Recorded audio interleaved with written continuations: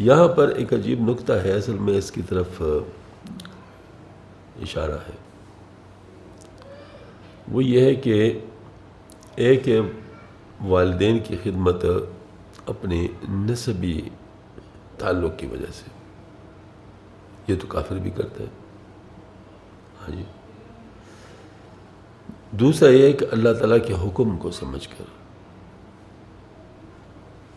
کہ اللہ پاک نے اس کا حق رکھا ہے، اس وجہ سے میں اس کی خدمت کر رہا ہوں، تو دونوں میں فرق ہے۔ اللہ تعالیٰ کے حکم کے وجہ سے جو کر رہا ہے وہ اور ہے، اور جو اپنے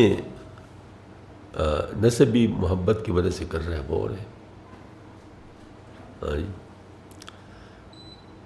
گزشتہ اس میں جو بات آئی تھی بقدر عقلہ والی بات، اس میں بھی یہی بات تھی کہ انسان کی جو سمجھ اور معرفت ہوتی ہے اس کے مطابق عمل کا اجر ملتا ہے، اور سمجھ اور عقل جو ہے وہ اگر نفس آلودہ ہو تو وہ معرفت صحیح نہیں ہوتی، وہ نفس کے لیے ہو جاتی ہے۔ لہذا نفس کی رکاوٹ اگر درمیان میں نہ ہو تو بات اللہ کے لیے ہوتی ہے، اور جب اللہ کے لیے ہوتی ہے کوئی بات تو اس کا اجر بہت زیادہ ہے، ہاں جی۔ اب اگر کوئی شخص اللہ تعالیٰ کا تعلق حاصل کر کے والدین کی خدمت کرے تو وہ اس معرفت کے مطابق ہوگی جو اللہ تعالیٰ کے تعلق کے ذریعے سے حاصل ہوتا ہے، ہاں جی، تو اس کا اجر پھر اس کے حساب سے ہوگا۔ اور اگر ایسا نہیں ہے، جیسے مثال کے طور پر علم الیقین ہے، عین الیقین ہے، حق الیقین، اس پر بڑی تفصیل سے بات ہوئی تھی، تو علم الیقین مسئلے کا پتہ ہو بس، عین الیقین آدمی کو مشاہدہ ہو رہا ہو، اور حق الیقین مطلب گویا کہ معرفت پوری کامل حاصل ہو چکی ہو۔ تو ظاہر ہے چونکہ اجر بقدر معرفت ہے، تو لہٰذا حق الیقین کے ساتھ جب تعلق ہوگا اس وقت پھر ماشاءاللہ اعمال کا اجر بہت زیادہ ہوگا۔ تو یہ قانون سب کے اوپر لاگو ہے، یعنی یہ عبادات میں بھی لاگو ہے، یہ معاملات میں بھی لاگو ہے، یہ معاشرت میں بھی لاگو ہے، اور یہ اخلاق میں بھی ہے۔ تو یہ چونکہ معاشرت ہے، والدین کا جو حق ہے معاشرتی حقوق ہے، حق میں سے، لہذا جس وقت انسان کو اللہ تعالیٰ کی معرفت حاصل ہو چکی ہوتی ہے اس وقت والدین کی خدمت کی بات اور ہوتی ہے، ہاں جی، اور وہ خالصتاً اللہ کے لیے ہوتی ہے۔ اس کو بیان کرنا کافی مشکل ہے، کیونکہ بعض لوگ اس کو جذباتی انداز میں لیتے ہیں، ہاں جی، جذباتی انداز میں لیتے ہیں۔ اس کا نقصان کیا ہوتا ہے؟ اس کا نقصان یہ ہوتا ہے کہ جب مقابلہ آتا ہے تو اس صورت میں وہ اپنے وہ جو غیر معرفت والے تعلق ہوتا ہے اس کی طرف چلا جاتا ہے۔ کیسے مثال کا؟ اب اللہ کا حکم ہے ایک کام کرنے کا اور والد کا حکم ہے دوسرا کام کرنے کا، ٹھیک ہے نا؟ تو اس وقت وہ کس طرف جائے گا؟ اگر اللہ کی معرفت ہوگی تو وہ والد کے بے ادبی کیے بغیر اللہ تعالیٰ کے حکم کی طرف جائے گا، کیونکہ والد کی بے ادبی نہ کرنا بھی اللہ کا حکم ہے، اور جو اللہ نے حکم دیا وہ بھی اللہ کا حکم ہے، لہٰذا محفوظ ہو جائے گا، ٹھیک ہے نا؟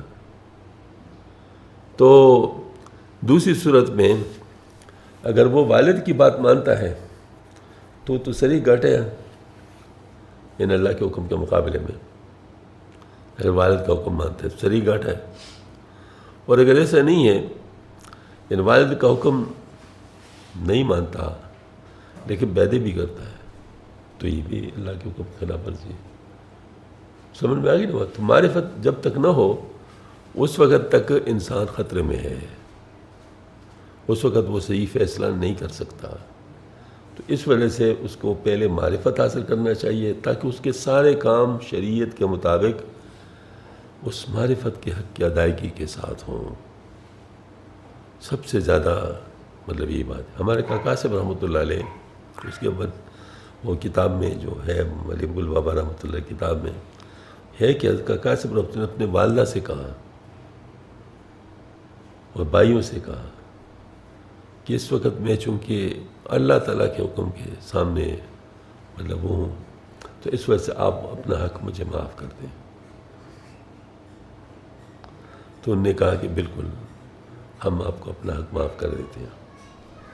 کیوں کہا؟ ہاں جی یہی بات آ رہی.